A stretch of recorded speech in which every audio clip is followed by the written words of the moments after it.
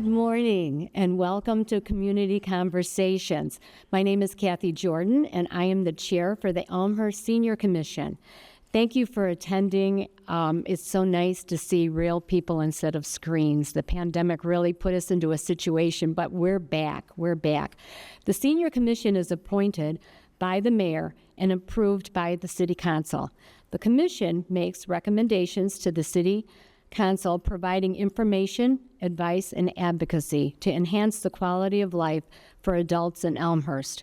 We help educate the public so they can be armed with good information in the time of crisis. I can actually tell you from my own experience that anytime you really need help, what happens is everything that you know goes kind of out the window, and you need to know all your resources that you have because you have lots of them, just so that you know. Before we start, I would like to thank Mayor Levin and the City Council for all their support. I would also like to thank Cassandra Schreff, our Communication Director, for all her work in helping make today happen. You are only as good as the people that you work with, and I have a dedicated group of people I work with. Some of the commissioners who are here today, and they're all kind of standing in back there, they can wave. Heidi Forbush, Grayson Haller, Gail Anderson, Chris Hansen, and Georgia Dolan. Thank you for all your help today. Let me share a little bit about today's presentation. Today, our community conversation presentation will cover Elmhurst Alerts, transportation, police and fire department updates, and information from the DuPage County Recorder, Kathy Carrier, as well as resource information tables in the foyer after this presentation. I would like to introduce our host for today, the Mayor Elmhurst, Scott Levin, but I'm going to tell you a little bit about Scott. Mayor Scott Levin has been an Elmhurst resident for 27 years. His daughter Julia and son Joseph are both graduates of York High School and the University of Illinois at Urbana-Champaign. Mayor Levin is an attorney and a partner at Howard & Howard Law Firm. Prior to practicing law, he worked for the state for 10 years, first with the Illinois Law Enforcement Commission, and then as Deputy Director of the Illinois Criminal Justice Authority. Before being elected mayor in 2021, Scott served as 5th Ward Alderman since 2010. In 2009, he co-chaired the Mayor's Finance Task Force, which was created to address the $6 million deficit caused by the Great Recession. Mayor Levin was the lead author of the task force's report, which successfully recommended a budget strategy that was adopted by the City Council to lead Elmhurst through difficult years. This year, Scott was elected president for the DuPage Mayors and Managers Conference, which is a coalition of 35 municipalities throughout DuPage. Their mission is to promote effective municipal government and foster intergovernmental cooperation throughout the DuPage County municipalities in this state. I love intergovernmental. It's just great. Anyway, we are blessed to have such an active and engaged mayor that attends almost every event in Elmhurst. He's like the Waldo of Elmhurst, except, wait a minute, where's Scott? Oh, without further ado, I would like to introduce Scott Levin, our host today for Community Conversations.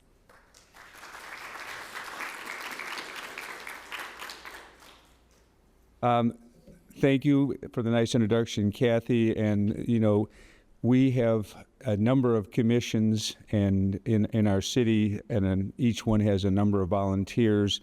We are very blessed to have so many people in town who are willing to give of their time and make the entire community a better place to live. In our senior commission, I'm not just saying because they're sponsoring this, but they truly are one of the most active commissions, and I am pleased to know, I think, everyone on the commission. I also want to thank Rex Irby, our alderman from the 7th Ward, for attending, who's been interested in senior issues. I think I'm the only senior on the city council, so I relate. Just turned 70. You don't have to get me anything, but I just thought I'd mention that.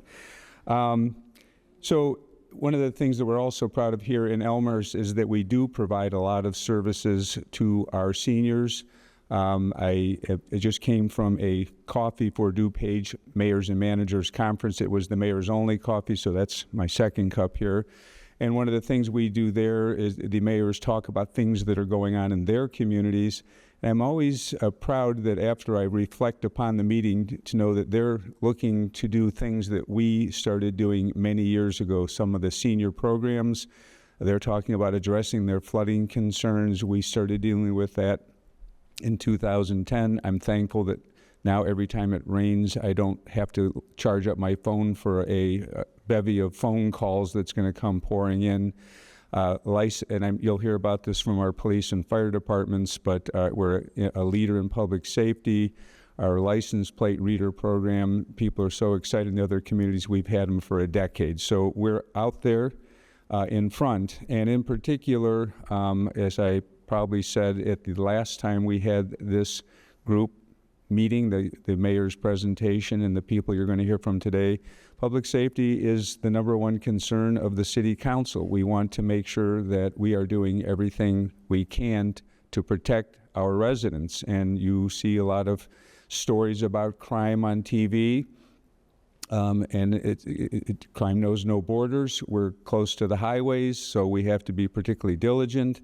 We're ahead in technology. We're making sure we're fully staffed in our police department, and we are active in cooperating with other municipalities in the area. So this is a very fine program today. I hope you enjoy it, and I'll be around at the end if you have any questions. But let's start off the program. We're first going to hear from Cassandra Schreff, our communications manager. She's been with the city since 2015. She takes pride in managing the creation, execution, supervision, evaluation, and external our communications, internal and external. We want to keep our community advised, informed, and we want to make sure that we create a favorable public perception so people know and appreciate what's going on in Elmhurst. She provides oversight and guidance to all the staff members and on communication materials, working with the various departments. She's our spokesperson, our public information officer. She supports the City Council, the Senior Commission, all the commissions in their work to make sure that their communications go out. And she's got, I always like to mention that I was acting mayor in 2013 when we had a significant rain event, which I call the Morley Flood.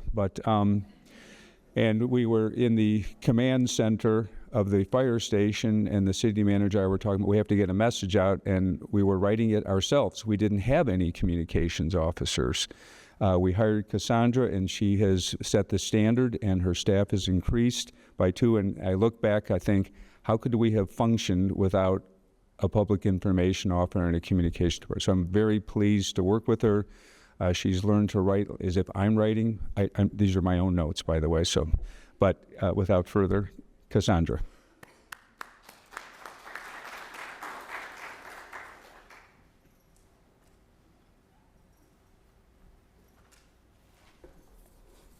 Thank you, Mayor. Hello, everyone. As Mayor mentioned, my name is Cassandra Schreff, Communications Manager for the city. I have the pleasure of working with all the different city departments, a great team, great group of people, and getting the information from those departments out to you, to our community stakeholders. So I really enjoy my job. I enjoy the people that I work with, and I'm proud to tell you all about the ways you can receive communication from the city of Elmhurst. Pictured here is my team, lovely team, Jana Crossbelt, who's in the back, and Molly Arnold, who just started with us. She's right over there. And together we get all this information collected and find the best ways to get it out to the community. So the first thing I want to mention, which we have on a table right outside here, so you can please grab them. And if you're watching this from home, we have this at City Hall, or you can just give us a call and we can get it mailed to you. So this is our Living in Elmhurst Resident Guide to City Services. This is a really nice little packet of information that has all the different services that the city of Elmhurst provides for its community. There's a nice little picture page with all of your elected officials. You can see which ward you're in and really understand who you need to contact if you need something from the city. Information from our police, safety services, fire, Public Works, different ways you can get in touch with the financial and billing system for the city. So please pick one of these up. And as I said, if you're watching from home, give us a call and we'll get this information to you. This is Elmhurst Connect. So this is our service portal that we started it a few years ago, and it's been working really well for us. So residents, community members can make requests to the city through this. It's a mobile app, and if you're not into apps, that's no problem. You could also do it from your computer. There is a page on the city's website where you can go in and submit a service request to the city, and you just choose from a catalog of different items, and that request goes right to the proper city department, and they communicate back to you and handle your service request from start to finish. Molly, could you just click on that link so we can show them how this works? So this is how it would work on your computer. You can also scroll down a bit. So here's that service request, and you can select your type of reports. You give us your address, tell us exactly where you are. You can include a photo. You can include a description of the issue. And once that's submitted, that goes, let's say you have a forestry issue. There's a tree limb on the parkway that needs to be trimmed or something that's fallen. That goes right to the forestry division. So depending on your issue, that goes right to the proper department. And then you'll hear back from us and say, okay, here's where it is in the process. And once it's completed, we close out that ticket and we notify you. So it's a really good system. I recommend if you do have an app, if you're into downloading apps on your phone, download Elmhurst Connect. Or like I said, you can just go through the city website to make these requests. And if you don't like any of those options, you can just give us a call at City Hall and we'll put the request in for you. Okay, Water Smart. We have these postcards outside, and we have a flyer of information on how to sign up for water alerts. Hopefully some of you know about this, and you have signed up for water alerts. So this is a really important tool for us to communicate with you on your water usage. So you're able to see if you've used more water 1 month, or if there's maybe a leak in your faucet. This system will notify you, and you'll be able to tell that there's some issue and that it needs to be addressed. So please sign up for Water Smart, and we are out here and always available by phone if you need some help with that. Molly, could you just click on that link? So we'll show you. So what you're going to need to sign up for this is your account number, which we can provide for you if you don't have, but you should get that every so often in the mail with your utility information. And then your zip code, and then we can find your account and sign you up for that.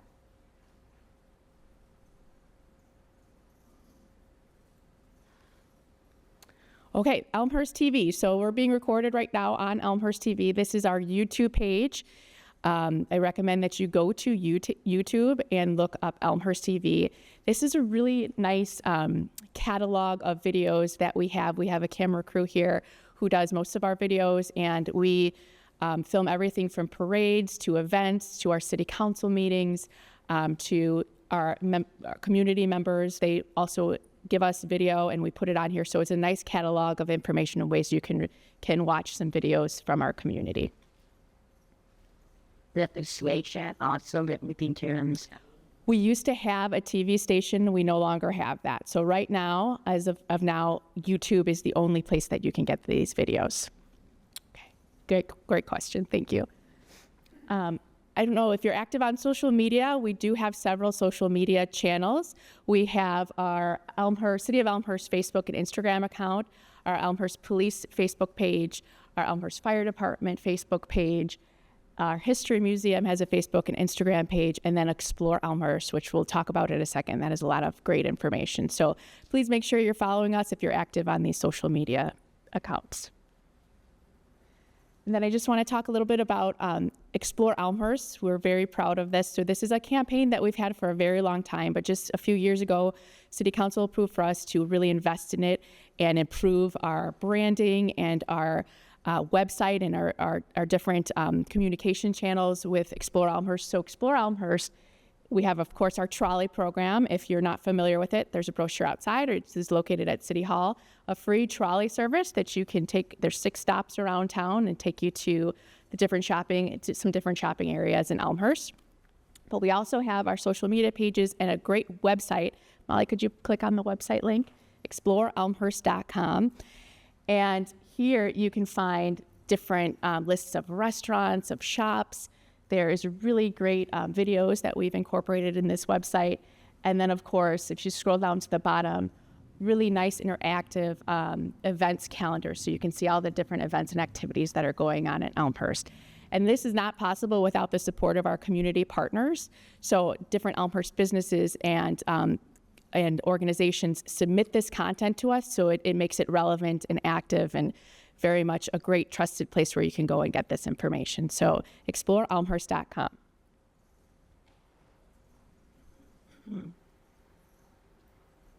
The city also has a Front Porch quarterly newsletter, so it's seasonal. We have our fall edition coming out soon. There's a lovely message from the mayor that goes into those, and it just has great seasonal information. This is really a great place for us to communicate with all of our residents. It also goes to businesses, all information about what's going on in the city, and also that events calendar also lives in the Front Porch newsletter. So this gets mailed to all homes and businesses. If for some reason you're not getting this, please let us know. Please give us a call and we'll make sure that it gets to your mailbox.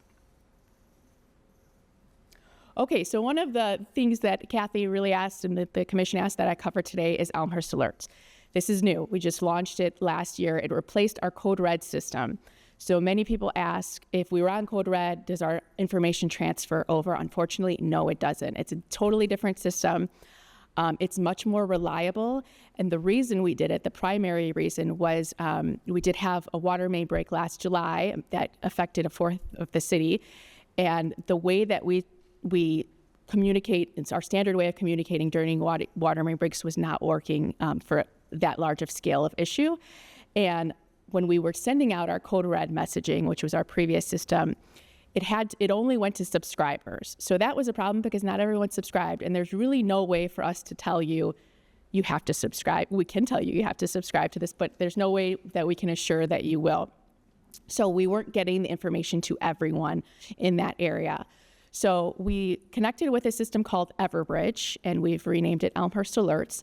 And the primary reason we went with this tool is because we have a way of purchasing lists through this system, so that if there is a high-level emergency, your safety's in jeopardy, and we need you to take action, we have a way to get to 99% of our residents without you doing anything. So if you don't subscribe to this, fine. I'm going to show you the different ways you can subscribe and the different communication levels that we send it to. But if there's something that's a high-level emergency and we really need to get a hold of you, we can, by purchasing this list, get to 99% of our residents. So that was very important to us, and that's really the primary reason we switched over to this system. So Elmhurst Alerts, there's a category of ways that you can subscribe. So if it's not a high-level emergency where we will push through, we'll send those messages to our subscribers. So we do need you to subscribe to get those different levels of communication. So you can subscribe for weather alerts, and we've categorized those as tornado warnings and watches, and also blizzard warning watches. We have a way of notifying, you can subscribe for any type of weather alert. We found that was a little bit overdone because we live in Chicago and there's a weather alerts every day. So those are the two main alerts that you can subscribe to. You could also subscribe to just getting general news from the city of Elmhurst. We try to send that out weekly, and it's just a very kind of like what you're getting in an e-newsletter or the Front Porch. So we try to minimize that so that's not redundantly hitting your inbox all the time. And then advisory alerts. So that's somewhere in between a high-level emergency and just your routine news. So advisory alerts are maybe a major road closure or something that is not so, your life is not in jeopardy. We don't need you to take immediate action, but it's something that's happened, that's out of the ordinary, that you may want to know about. So those are advisory alerts. So we're outside here, and we can, if you are subscribed, we can check your subscription levels. If you're not, we can subscribe to you. If you're watching from home, we're going to show you, if we can click on that link, elmhurst.org/alerts. We'll show you how to subscribe. If this is confusing to you, you can always call us. Our team is very happy to help. We can actually subscribe you for these alerts as well. So please call City Hall if you need that. So when you go to elmhurst.org/alerts, you'll get to this page. And here's how you sign up. You just put your first name, your last name. You create your own username. And if you create your username like me, and I have so many usernames and passwords, I don't know what the heck I'm doing most of the time. So you can call us and we can say, oh, we have your name and here's your username and here's your password. But you create that, you create your password. And of course, a security question. And this is really important. We need to know where you live. What is your location? And if you're a business owner, you put your business address, because that's how we, when we send these alerts, we have a way of mapping out exactly the area so that we're not, if it's unnecessary to send the message citywide, we can choose geographically what area we want to send the message to. And that's exactly how we get you that message. If you're within the boundary that we set, we look for your address in this location. And then, of course, you can subscribe, get a text message to your phone. You can put your email address in there, and you choose which level of information. So let's say you don't want text messages from us. You don't want us to call you. You just don't give us that information. But I will say that if it's a high-level emergency where we need to get a hold of you, we're able to push through all of this and get that message to you. So that is Elmhurst Alerts. And again, we'll be outside if you have any questions on that, or give us a call.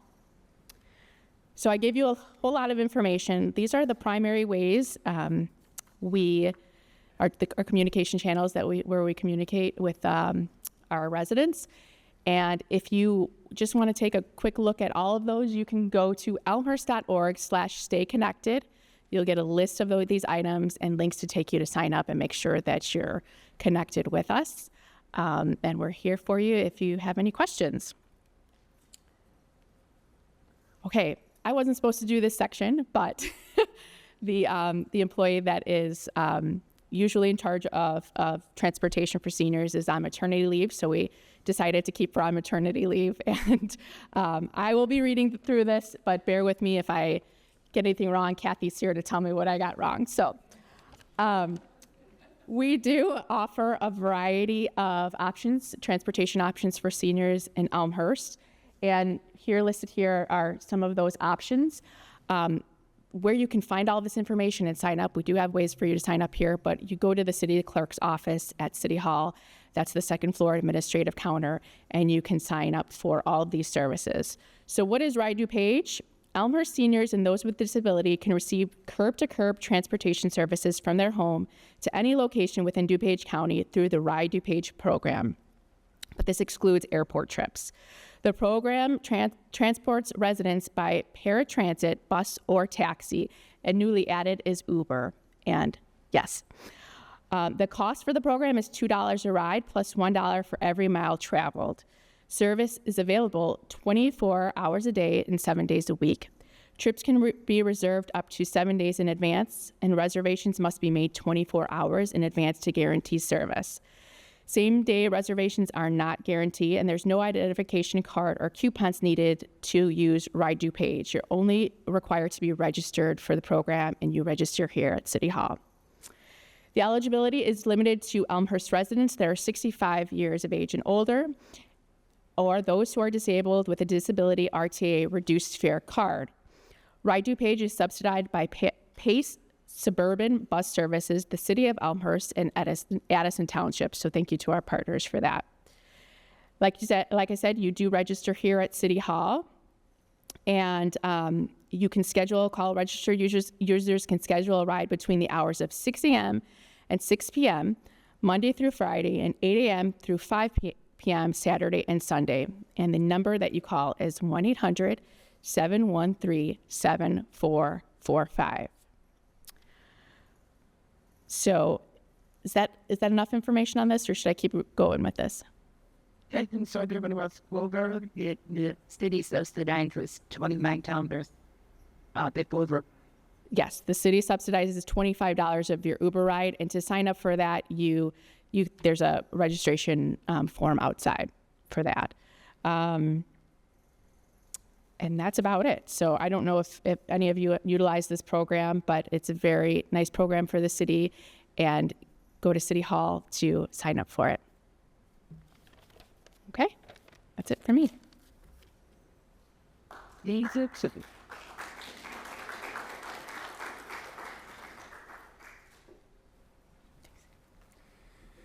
Thank you, Cassandra. Next will be Diane Schmidt, who's a crime and intelligence analyst. She's currently assigned to the investigation division of our Elmhurst Police Department as a crime analyst. She's a lifelong resident of Elmhurst, very invested in the community. She analyzes crime patterns, develops leads, provides intelligence information to support our police department in achieving its mission of providing the best for both the police department, its citizens, and the community. I saw her here. Where are you, Diane? Oh, there. Come on, Diane.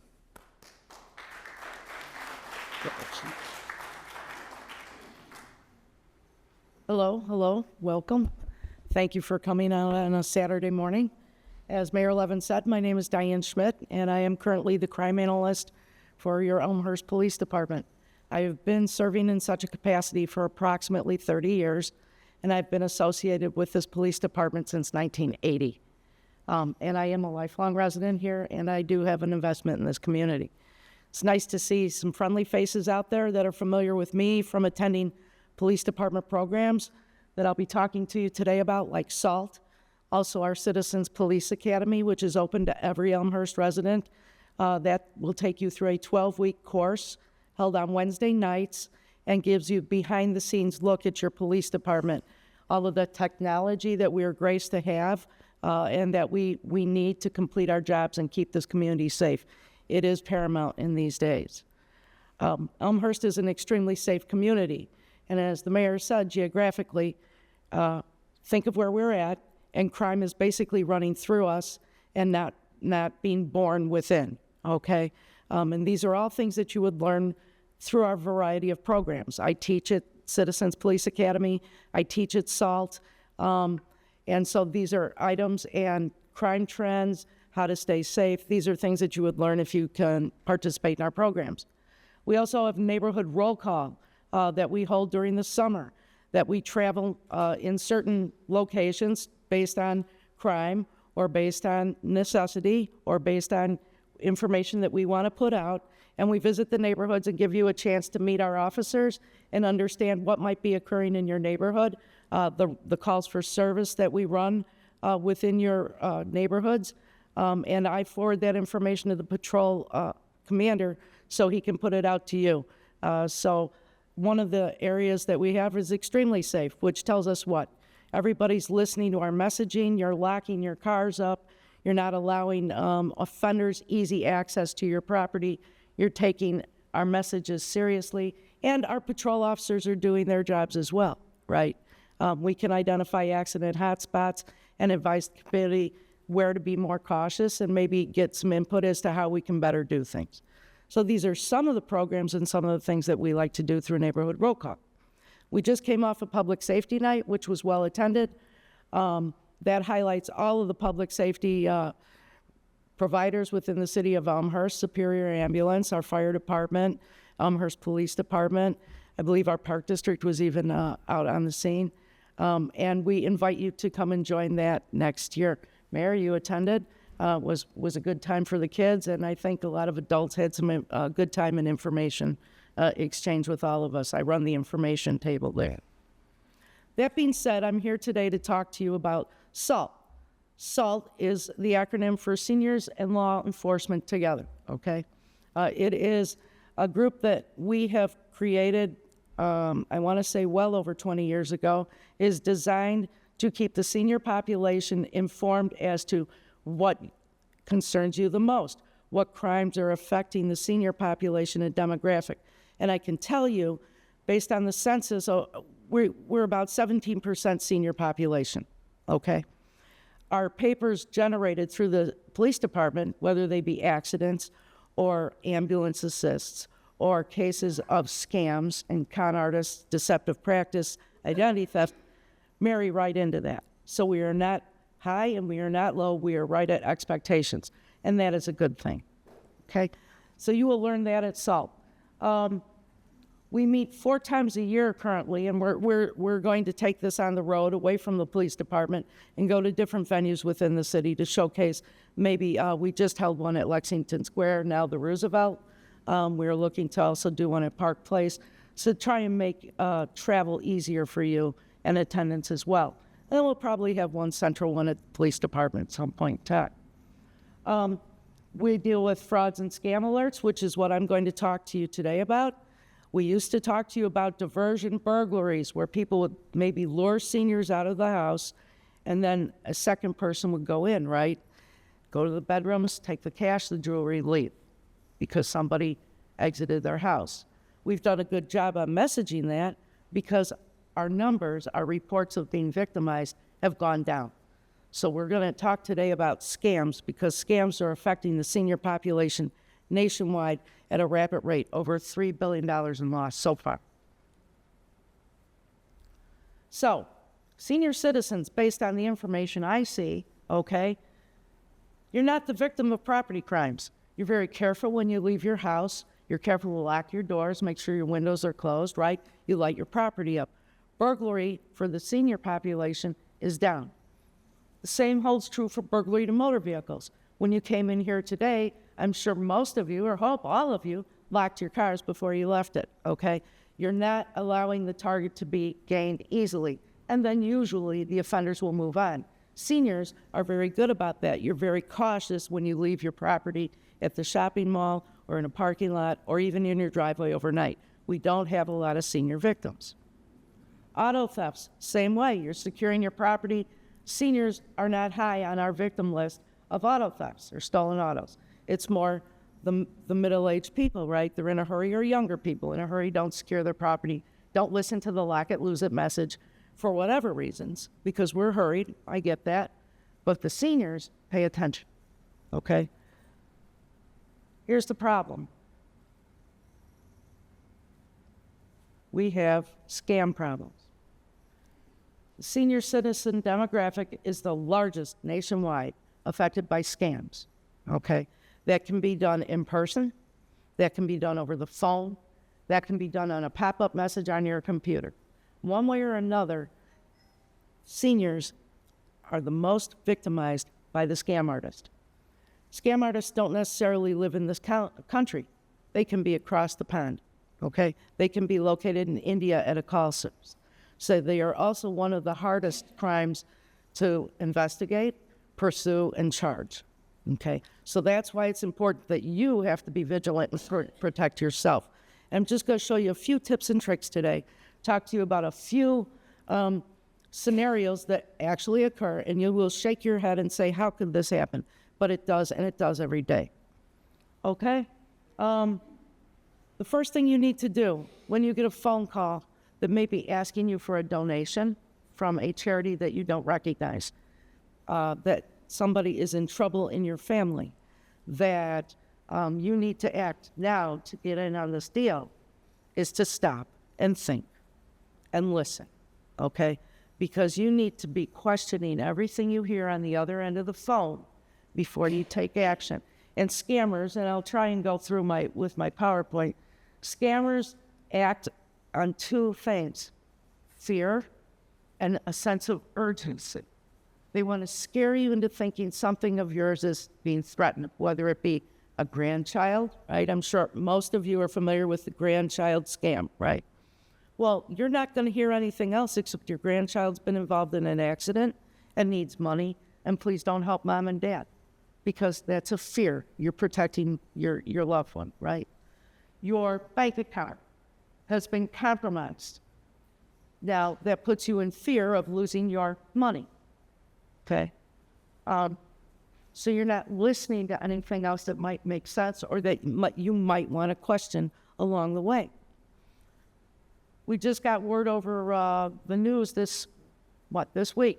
Over 3 million people hacked in the national database.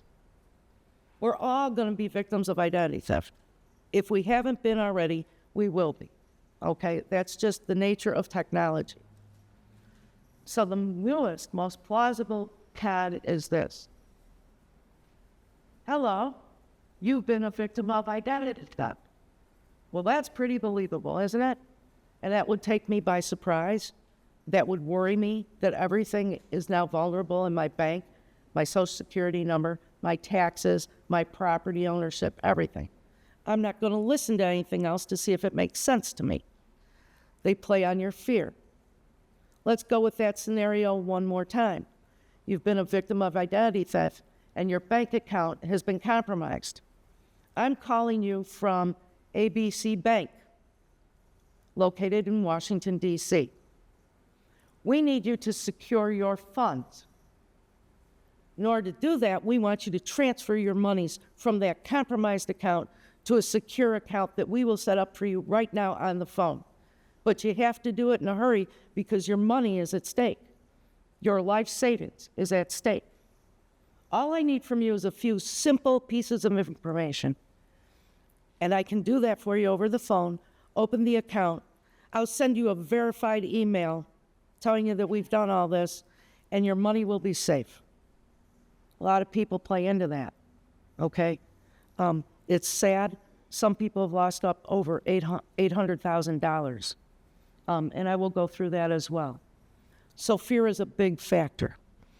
These cons come to the public through telephone and computer, most often, not necessarily in person, okay? It would be highly unbelievable for me to come up to you in person and say, hi, you're a victim of identity theft.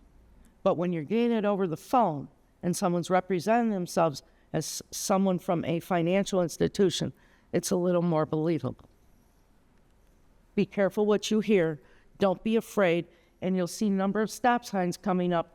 That's what I suggest you stop and take a breath. And then you start to listen very hard. And if this is something that you think you're going to be taken in on, hang the phone up, be done with it. Okay. We don't even answer the phone in our household. I don't. If it's someone I know, it's going to a voicemail, I will call them right back. I'm tired of solicitors. I'm tired of waiting 13 to 15 seconds for the phone to hang up. We just don't answer it, and that's the sad part of technology. So phone scams are recorded in a variety of scenarios. We just talked a little bit, or I glossed over the grandchild scam because it's the most familiar one to the senior population. However, there are other ones. A family member is wanted on a warrant. You need to be able to bond them out. We can do this if you just simply wire $7,000 from Western Union. The warrant will be taken care of, and your loved one will call you when they are released. And off people go to Western Union and wire the money, okay? The second one is, and this has occurred, a loved one has been kidnapped. The cartel has kidnapped your loved one. Silly? Absolutely. Unbelievable? Yes. Do people fall for it? Yes, they do. So those are just a couple of scenarios you may not be familiar with. The last one I want to inform you about is paying with gift cards. Some of these scams require payment via gift card because it's easier for you see, to go by $100 increments to a $5,000 limit in gift cards from the CVS, and they'll direct you. And then wait for the phone call, and then give us the serial numbers of those gift cards. This was really how phone scams started on a large scale. And people would run to the CVS, buy $5,000 in gift cards. CVS or whatever business wouldn't question it. Sell them the gift cards, they would come home, and now those serial numbers are available to be used by the offender on the other side in purchasing, okay? We had one victim that lost $93,000, and it was repeat trips to an Apple store. And the Apple store wasn't involved in questioning the transactions. All they were concerned with was making the sales. I will say this, Elmhurst businesses and banking financial institutions are very good. They have called us on occasion to say, we don't think something is right here. The jewel store I patronize, they ask when people buy gift cards, do you know who you're buying the gift card for? So if you're asked that question, please don't be indignant. They're trying to save somebody's savings, and they're actually doing a good job of it. So we appreciate that. And that, again, comes from knowledge and power, right? Knowledge is power. Computer scams is another way. So, Florence, back there, you're on your computer at home, and you get a message that pops up on your screen that says, your computer has a virus. Call this number immediately, and we will assist you. It scared you. Your computer has a virus. Now what's going to happen? It's going to be locked up. You're not going to have access to any of your internet or your programs or your online accounts. I better hurry and call that number. And you don't stop, and you don't think, and you call that number out of fear and urgency, and that number leads to somebody who is going to take your personal information and use it to hack into your system, hack into your accounts, and probably remotely access your computer. Happens all the time, every day. Now, all of these scams, they tend to be underreported because people feel embarrassed. How did this happen to me? I knew better. But we ask you to report anyway so we can know what's going on, right? That's how we know what's going on. So then somebody, maybe me, if I'm lucky enough, gets to come and talk to you and advise you about it. So reports and victimology in our city and amongst your friends, right, and within your church go down. These are all just little ways to try and safeguard yourself. So don't hurry and click. Instead, stop. Did this come from your computer security company? Well, if it did, stop everything and call. I use McAfee. Call McAfee. Say, I got this message. Tell me what to do. But never, ever call a pop-up number or click on a link they provide you. You're going to save yourself a lot of grief in the end, and hopefully you aren't going to lose a lot. The last tactic I'm going to talk to you about is what I alluded to before. Your bank has been compromised. Transfer your funds. Well, the latest scam isn't transfer your funds, it's convert your money to cryptocurrency.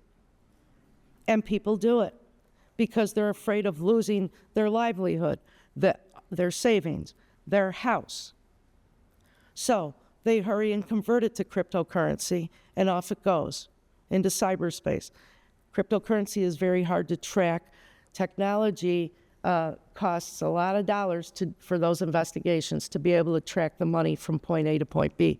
And again, I'm going to say it's going to be overseas, the majority of it. If you don't believe in cryptocurrency, I've got even a better suggestion for you. Convert your monies to gold and ship your gold to the U.S. Treasury Department. And I'll give you their address, and it will be safe. Gold is the leading standard now on these types of scams, high-end dollar loss, because it doesn't send off bells and whistles. Gold is what, $2,500 an ounce, I think I just heard. So of course you're dealing in large amounts of money. They transfer it every day without thinking about it. Hey, is Mr. Smith being scammed? This is unusual. They just do it. And on the East Coast in Maryland, 12 people in a gated community of seniors lost up to $800,000 individually. And what the woman did was she met the gentleman, provided the gold at the parking lot about three blocks away. And she made repeat trips because she was afraid and she thought she was securing her money. And it just came out on the news within the last 2 weeks. I gave one of my detectives a news article, 2 Chinese nationalists with over $220,000 in gold bonds, gold bars in their car. So it happens every day. It happens to the least suspecting. It happens to the most well-versed. They're good at what they do. They use a sense of fear, and you need to act now. Stop. Does this sound right? Would your bank call you and conduct business over the phone? Not usually. Would they transfer large sums of money? And yes, go ahead and do it. Here's my Social Security number, by the way, if you don't have it. Stop and think before you take any actions. It will save you in the long run. The last scam I want to run past seniors especially are home repair frauds. Okay? Home repair frauds can affect everybody demographically, but they tend to target seniors. And what home repair fraudsters do is drive through your neighborhood. Quite simply, they will look for identifiers like ghosted out blacktop driveways that need sealing, cement porches that may be crumbling, and chimneys that might need tuck pointing. And all of a sudden they're at your door. They are soliciting your business. You're not asking them. Okay, there's your first clue. Then they say it's a one-time only deal, hurry, today only. What? That's that sense of urgency they're trying to play in. We can resurface your driveway. I have a load of blacktop left over from another job, and I'm gonna pass the savings on to Kathy. She'll take it at $700, no problem. Good deal, it needs to be done, and they came to me and asked me to give them my business. Terrific, I didn't have to do a thing. They'll spray on a coating, the rain will come, it will wash off, okay? And off they go with Kathy's $700. Or they'll finish the job and then come to Kathy's door and say, it'll be $1,500. And she'll say, but I told you I agreed to $7,000. No, it was more than we thought. Well, I don't have that money. We'll take you to the bank. No, I'm not going to the bank. Oh, yeah, we want our money today. Now we've gone from urgent to fear. We've had victims drive people to the bank to make withdrawals. Actually, one of our victims was so smart, he drove them right past the police department, and when the offender learned of where he was, he jumped out of the car and ran because he knew he wasn't going to the bank to get his money. The guy was driving him to our house to get arrested, right? So it was good because he finally figured it out. Yeah. So again, when somebody's coming, I'm going to go to the old adage we've all heard, is it too good to be true? Then maybe it is. Maybe you need to stop and think first. Did I need my driveway done? Well, I'd like to take some time and get some references. I'd like to get 3 quotes, like the city, right? I want to do some research before I act. They'll get angry, they may get indignant, but they'll leave. Lastly, what I'm going to ask from you is this. Please call on scenarios and situations that you find yourself in that don't feel right. We'd much rather have a conversation with you or take some information from you and say, this is going on, than take a report from you and hear what you've lost. Because on our end, it's very hard to recover or make an arrest. So we need to know. So my top things are, scammers will play on your fears. Scammers will request payment in different ways that are difficult to track. And scammers want you to operate right now. No thinking involved. And that should be your 3 red flags. My suggestion, stop and take a breath before you act. Just stop. You can stop and take a breath while you're listening, right? Stop and ask yourself, is this verifiable, what they're telling me on the phone? If it's not, you might want to think twice. Stop and insist on taking time to make your decisions when it comes to your finances, your personal property, your personal safety. Just stop. Take 5 seconds and think. And you might be able to save yourself a lot of harm in the long run. I'm done. If you liked kind of what you heard, this is what SALT does. We meet quarterly and we talk about things that involve seniors, concerns, and safety within the community. We have flyers at our resource table also, and you can sign up via email there. Meeting attendance is not mandatory, but we want y'all to be there because it's a nice time, and we even go on field trips occasionally. That being said, any other questions, feel free to contact your local police department. And one question to this audience, if you need police service of any kind, whether it's an emergency or not, what number do you call? 911. Have a good day. Elmhurst Fire.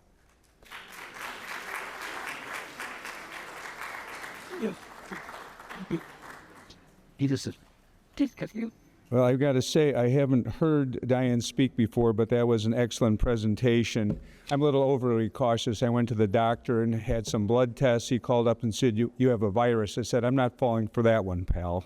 But and I also want to mention, this feature of the public safety concern in Elmhurst highlights our top priority.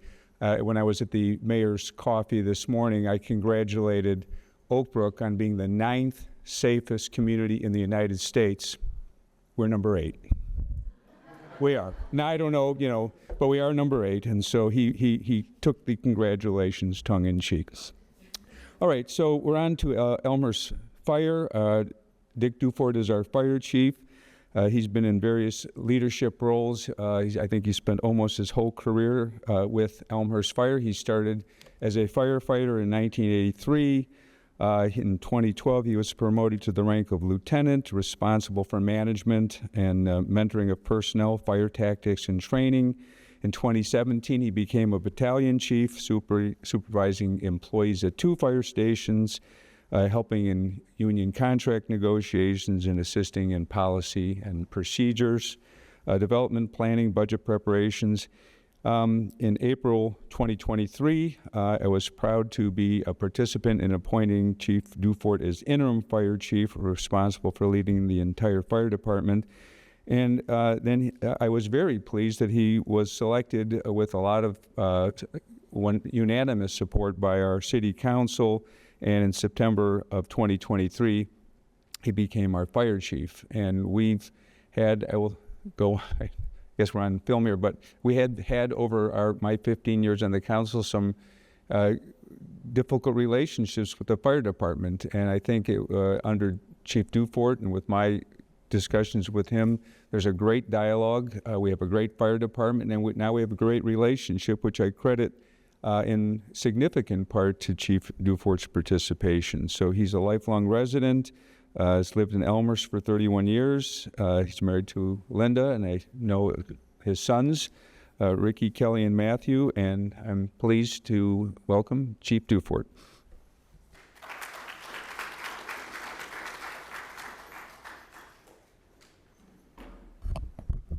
Thank you, everybody, for having me today. This is going to kind of be a 2-part discussion. First part is talking about Plan in a Can. It's a program that we came up with a couple of years ago. The second part is going to be with Don Novak. He's our emergency management coordinator, and he's going to talk a little bit about weather emergencies and stuff going on in town that you might need to know about. A little bit about me, like the mayor said, I've been a lifelong resident. Been here my entire life, went through the school system, and I never left. My wife grew up in Elmhurst. My kids all still live in Elmhurst, and my mother's a senior. So this is important to me. What I'm talking about here today is what's called Plan in a Can. You seniors are very important to us. Like they said, 17% of our population is seniors. And, we do about 7,000 calls a year. Fire and emergency medical services, most of those being emergency medical services. Well, one of the things that we do is we go to calls, and sometimes people are incapacitated, unable to answer questions to us. So a couple years back, Alderman Varimus was on vacation somewhere. She was seeing a family member, but she had seen what's called this Plan in a Can. And this Plan in a Can just has information in there and stuff that you can put in there that might need to go to the hospital, pre-hospital care information that we might need to have while we're trying to take care of you at a call. As you can see, it's a small clear tube. We're in the middle of redesigning it. We're hopefully, this is in its infant stage. We started this pre-COVID, kind of slowed down a little bit, but it's a clear tube with 3 pieces of information on the inside. Some of the information that there's a sticker in here which you fill out and then stick on the outside of the can, and on the inside of the can there's a little bit more information on there that you would put on it. Your name, your date of birth, advanced directives for your health care. So if you're diabetic, if you have cardiac issues, that kind of stuff, that would be on there. Emergency contact information. So a relative, a friend, a neighbor, that kind of information, so we can let them know. Pair of eyeglasses, sometimes in the emergency or, when we're there. In the past, we would try to collect up what we think you would need in the hospital and try to bring it.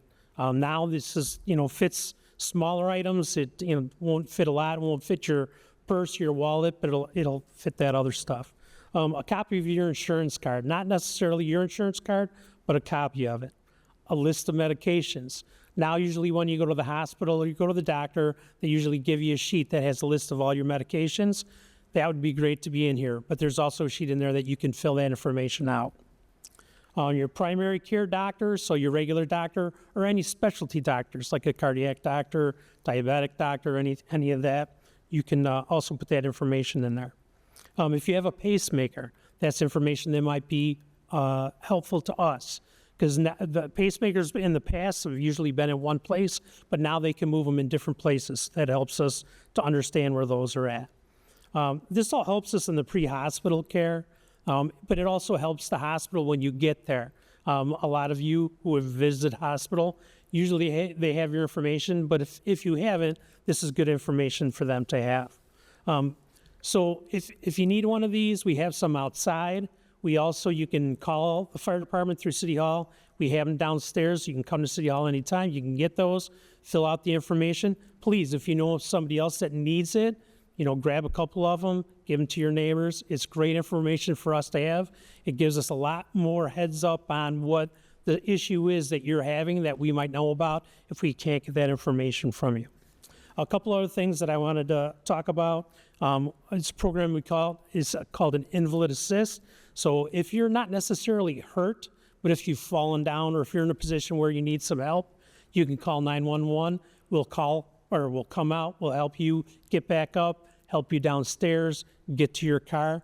Understand that stuff's available at no cost to you. Another program that we have is smoke detectors. Smoke detectors, I don't know if you know them, but have evolved over the last 20 years. Now smoke detectors have a 10-year battery life, and at the end of the battery life, you throw it away. Well, one of the programs through one of our vendors offers for seniors, you can call the fire department, say you need some smoke detectors, and we'll come out and we'll put them up for you. So you can call City Hall, you can set that up.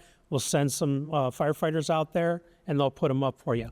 This doesn't cover the electric smoke detectors that you have in your house, but if you do have those and you just want to replace them with regular smoke detectors, we can do that too. And then the last thing I'm going to talk about, and something that's really important too, we have available is called residential Knox boxes. The last thing we want to do is come to your house and do any damage to it. So if you're calling and you can't get to the door, sometimes we may have to break a window or break a door to get inside.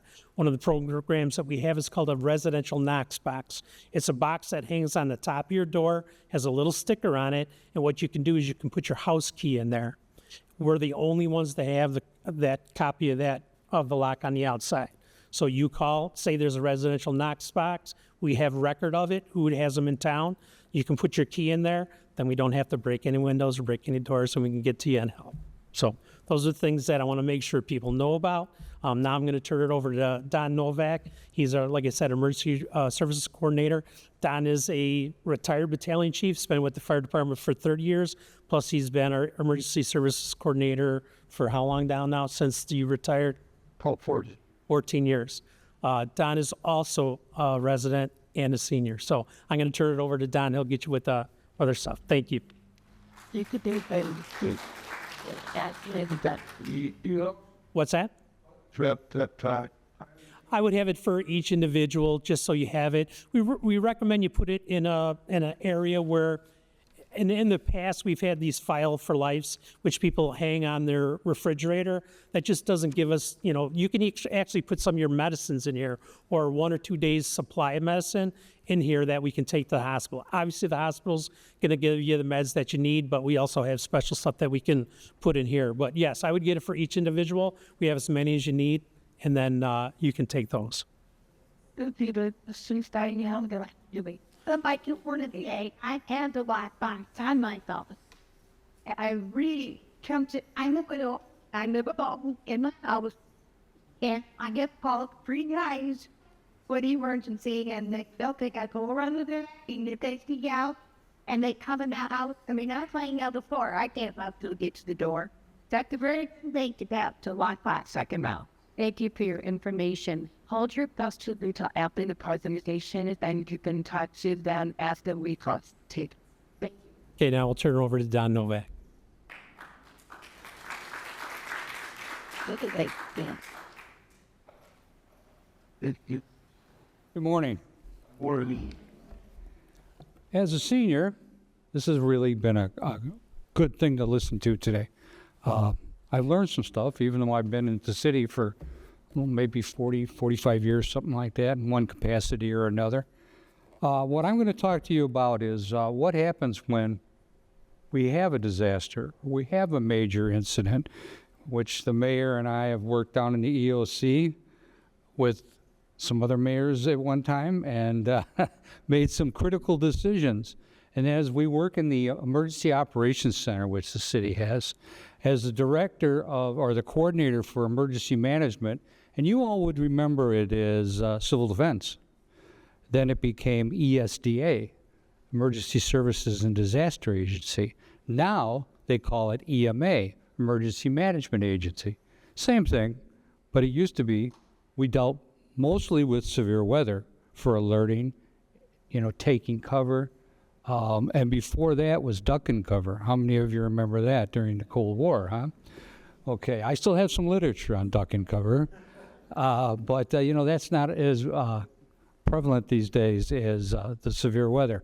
So I'm going to touch a little bit about the EOC, and we use a lot of acronyms. And if you're ever in the service, you understand EOC, EOP, IPP, all this stuff is like, it's an alphabet. So I'll try to use the words instead of the acronyms. The EOC we're going to cover is at Fire Station 1. And when we get together, it's usually because of, it was because of severe weather. I have to say, we had some flooding issues, which the city's taken a lot of time and money to address. Now we're dealing with limbs down and things like that. But the people in the EOC, when we open it, are the decision makers. We have the police and the fire department and public works, and let's not forget our partners, Public Works, because without them, we'll be in a world of hurt. They are a critical infrastructure program for trees, water mains, everything we use in the city. So we open up the Emergency Operations Center. We call around and we get the bosses or their representative that can make a decision. And those folks are thinking of what's happened, what we're doing, and how are we going to get back to normal. That's our EOC. That's what it does. The EOP, Emergency Operation Plan, says who's responsible for what. So the mayor is familiar with that. He's familiar with the EOC. The police and fire and public works people are all familiar with their sections of the Emergency Operations Plan. So that's kind of how things start to work. In the Emergency Operations Center, we're thinking ahead. The mayor's thinking ahead. He's relying on his people that he's hired to know their jobs. Where are you, Mr. Public Works Director? Where are we? Where are we going? How soon do you think we're going to be back? Same thing with police and fire. Where are we? What have you done? How do we have enough staffing? Right, Mr. Mayor? I mean, those are all the things that have to be thrown on the table, and we need a place in the EOC, Emergency Operations Center, to do that away from prying eyes, the media, and things like that, because sometimes they get in the middle of what we're doing, and it throws you off. So if we can open up the EOC and get down there and start talking, get the operations people out on the street to tell us what's going on, the bosses can make the right decisions to move forward in the city. Okay. Good. The operation seems to work pretty good. We are an accredited emergency management department with the feds. So we can kind of operate independently of the county. We don't do that because they are our partners. They're an accredited, there's 102 counties in the state and about 23 or 30 independent emergency operations departments in the state. Evanston, Naperville, Elmhurst are three of that are around us. So we can operate pretty much independently. But we have a mutual aid agreement, just like the police and fire department does. If we need help, we call the county. The county calls the state calls the feds. We've seen that on TV every day. It unfortunately seems to work that way. So that's how, on a local level, we operate. Any questions on the workings on how that goes before I move into.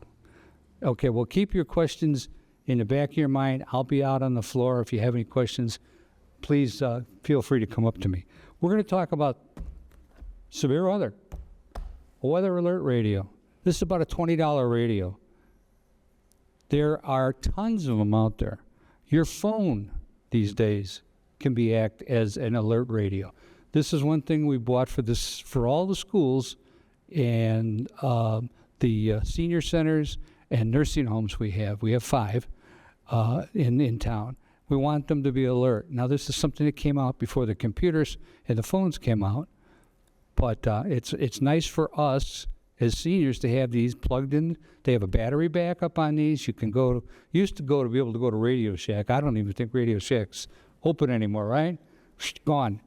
But you can go online if you're familiar with how to do that and purchase one of these online. And I usually call my kids and ask, hey, send over a grandkid to program this for me. Right? I don't understand it and I can't see it. So anyway, it's a really nice radio. It's you can dial it down to DuPage County only, so you only hear severe weather for DuPage County. Out on the floor, and I'm going to talk about severe weather now, I have these little books. These are great to have in your junk drawer. Do you have a junk drawer? I have a junk drawer. All right. As I grew up, my mom had one, so we have one. You throw it in a junk drawer. It has all the different weather events across the country that you may run into, and really good information. Watches and warnings. Pretty much we grew up with watches and warnings. We went from the Cold War to duck and cover to a watch and a warning. For all severe weather events, there is usually a watch and warning. If you go out west, they have flash flood watches and warnings. We don't have those here. But here, a watch is conditions are favorable for whatever weather event, and it's listed in here. So be aware that in the next 6 to 8 hours, something could happen. So that's a watch, whether it's a blizzard, a flood, high winds, and they're getting very specific. The National Weather Service is getting very specific as to the event. And actually, I have a phone call at noon with the National Weather Service today to talk about some severe weather that possibly is going to be rolling through later on today. That's how close we're working together with the National Weather Service, that they're reaching out to the communities. But this little book here is a great little reminder. It's fun to go through with the grandkids. You can, if they're Boy Scouts, Girl Scouts, Indian princesses or things like that, you can quiz them or they can quiz you. Try to stay away from that because the kids are smarter than I am these days. But anyway, all the different weather events are in here. And in the very back, which I find very helpful, is family communications plan and important phone numbers. My wife is one that, she was the last person, I think, in the state of Illinois to get a microwave. So when I wanted her to start using the cell phone, she kind of looked at me funny. But she likes to remember numbers, keeps her sharp. And I said, well, you do, but I don't. So what is that number, So if you write it on the back of this book, you have it, you grab it. If you're going to go downstairs, you take your go bag. How many folks have a go bag in your house? And what is a go bag? Oh, here's one back there. If you have to take cover because of a tornado, because we've gone to a warning, our warnings are short-lived, usually 3 to 15 minutes, and warnings in our area are for tornadoes. Right? You have to take action quickly. So if you have a go bag that's either downstairs or you grab when you go downstairs, it may have a portable radio, a flashlight, some snacks, maybe a sweatshirt in there because the basement gets cold and damp and you want to wrap up. The go bag is there and it's available. And this book, if you have 2, put 1 in there. You can always, if you don't remember the number or your cell phone quits working, it's written down in here. They're out. These books are out in the lobby. Please take one if you don't have one. And since we're talking about giveaways, if you don't have the flashlight, everybody know what this is? All right? You snap it, 12 hours of light. There's some of these out there. I don't have a lot left, but please help yourself to one when we're done. So watches and warnings are critical that you know what they are and pay attention to the length of time. And we've had, I think it was 2 years ago, our outdoor warning sirens, which in the city of Elmhurst, we have 6 outdoor warning sirens that when they put them in back in the 60s, they overlap other communities, and other communities' sirens overlap ours. So if you're in that fringe area, you hear Villa Park's going off, then you hear ours, you know something's happening. So look at your phone, turn on the TV, the radio, the transistor radio. The kids look at me like, what's a transistor radio? And I go get my father-in-law's, you know, he was in World War II, and he was a radio operator. So he was a big radio guy, you know, so he always had a transistor radio available. And you can pick up the weather alerts. But it's so easy to stay alert, stay your environment. The only people that can keep you safe is who? You, right? So in today's world, there's no reason that you're not aware of what's going on. There's man-made disasters, which we have not too many of, thank goodness. And that could be a tanker up on the 290 that rolls over. We've had that kind of occasion where we have to do some evacuation. We might open up our emergency operations center to do that so we can coordinate our operations, or a man-made, and I talked about those floods, tornadoes and things like that. Talked about go bags. Anything else an old gym bag would make a good go bag. Just throw some stuff in there. And if your grandkids are over, it's a fun thing to do. Hey, get the grandma's go bag. We're going in the basement for a few minutes. And you can listen to the radio, and they have light. If you have a glow stick or a flashlight, this doesn't need batteries. And you got light for about 12 hours.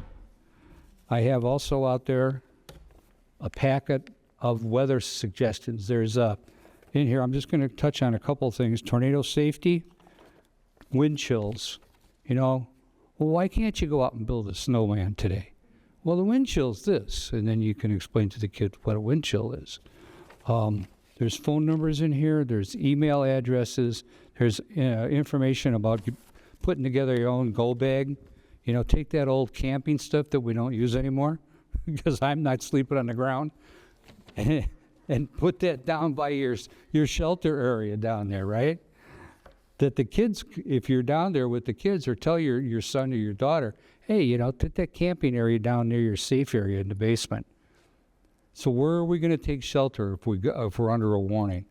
Lowest level of your home, or lowest level of your apartment complex, or check with your association. And ask them where they recommend. Lexington Square is they move people into the hallways. In some of the other areas, they may have a meeting area. You want to stay away from big areas like we're in today. We want to go downstairs. We don't want to go across Gilmore's Bridge, which I call that walkway here with all the glass. Because what's one of the most dangerous things in a tornado? Flying debris, right? That's what hurts most people. So don't want to go across Gilmore's Bridge. So you want an early alert, be aware of your surroundings, and take cover. Here in the city hall, we have maps throughout the building that show where the shelter areas are. And we would ask you, all of our folks here have been trained on how to deal with alerts, warnings. We'll ask you, please come with us and take shelter for 10 minutes. Now, we can't stop you from leaving, but we do ask you for your phone number, your name and phone number, if you don't come with us, so we know the last time we saw you. You know, so go with the folks. They're gonna take you to a safe area. Along with this literature in here, I have one other things. This is the radio. This radio is set up, and the National Weather Service has all these codes on this last sheet, so you could program your radio. And you can also go on the internet or have your grandkids go on the internet for you and come up with the code for your weather radios. Any questions on weather radios or shelters? at the table, we will answer those questions. I'm sorry. Okay, with that being said, we also alert, I mentioned this, the high school, the hospital. We have a really good working relationship with the hospital. They have a system, in-house system that works. So if you're there visiting or you're there as a patient, know that we've talked to them. We work really close with those. Go kits, sirens, there's 6 sirens that cover the city. We just updated those, I think it was 20 years ago. Since I've been working for the city since 71, you know, I have a tendency to forget when I bought things. You know, it's like, well, it was only 20 years ago. And they look at me like, you know, 20 years ago. Other than that, I don't have anything else to participate. Thank you very much. Thank you, Mayor. Well, I work in the city. I still practice duck and cover, but for a different reason. And I see Alderman Vramis's mother's here to make sure we gave her credit for the plan in a can. Thank you, Anna, for that. All right. Next speaker is Kathleen Carrier, who's our DuPage County Recorder. She's been in office since 2020. She chose public service after a career in the building industry, where she worked with contractors, developers, and suppliers to build beautiful communities throughout DuPage County, including Elmhurst, I would think. She's worked hard to make her office responsive to the needs of the people, including seniors and people with disabilities. For the past 30 years, she and her husband have lived in Carroll Stream and are active members of the Prince of Peace Lutheran Church in Addison. She is not mentioned on here, but I know your daughter lives in town, so I knew her before you. Please help me welcome Kathleen Carrier.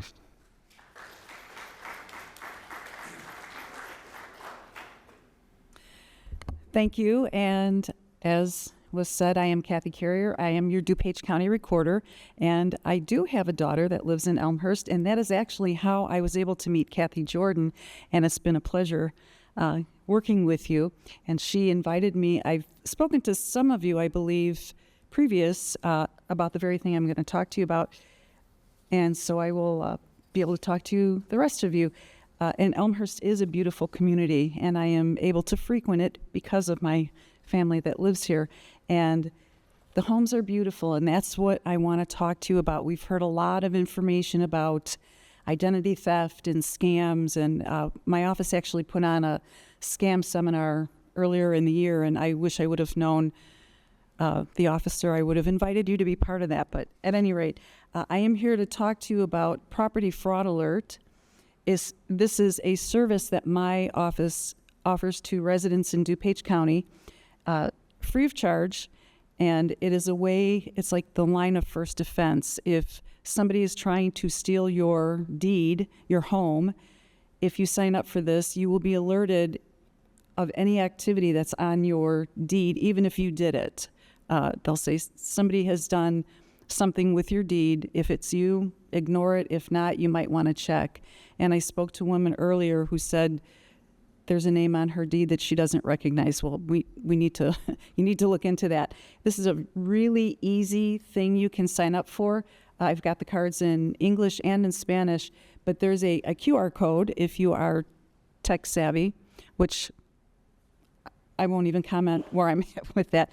You can use the QR code, or you can go onto our website at the county and sign up that way, or you can call my office and we can walk you through it, take your information, do it for you. Or unfortunately, we know that our taxes are due in just a few weeks, so you can come into the 421 building, take care of your needs with the treasurer, come down to my office, and we can sign you up for Property Fraud Alert. I also have a form. We all have forms, and I know this is a lot of information overload, so I'm going to be pretty brief. I do have a form at the table that I'm at that you can fill out, and I can take this back to the office and sign you up. I'm also offering free certified copies of your deed. If you fill one of these out, we'll mail it to you then. And another service that we offer is for our veterans. We have our Veterans Honor Rewards, which if you are a veteran or know a veteran, you might encourage them to sign up for veterans, the honor rewards. You get an identification card, and all the businesses that have signed up through my office offer something. It's up to them. 10% off, buy one, get one free meal, and it's businesses throughout DuPage County. So if you're a veteran, you want to sign up for this, I've got forms at my table. And I am also hosting with the Veterans Assistance Commission a Veterans Resource Fair that's going to take place on Wednesday, the 21st, from 9 to 1 at the 421 building in the auditorium. And this is free to veterans, spouses, caregivers, or if you just want to find out what services are available. They do cross over into private sector help. So if this is information you might find helpful, I encourage you to come. It's actually a lot of fun. We have a lot of raffles that we're going to be giving out, gift cards and things that are legit. They're not the they're not the scam cards. And I would encourage everybody to come. And to your point, there are a lot of scams going on, and just be careful. We have to be our own advocates. So, and you can start by line of first defense, sign up for property fraud alert. At least you have a little bit of peace of mind. And the places that try to get you to sign up that charge you 20 or 30 or I think probably even $40 a month, they get their information from my office. So cut the middleman out and come direct, and we'll hopefully take care of any potential fraud against your property. And I think I'll stop there. Stop by the table. I've got a story, but I won't take any more time. But thank you so much. And you do have a lovely community, and thank you for letting me be part of it. And have a wonderful day.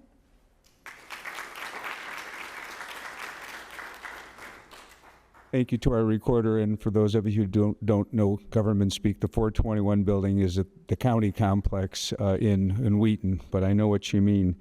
So personally, I want to thank all of the speakers who came this morning. I want to thank you all for attending. I learned a few new things myself, and I'm going to ask Kathy Jordan to provide some closing comments. And my last comment is I see a lot of cookies and things over there, so please stop by the important senior dessert table on your way out. Thank you very much.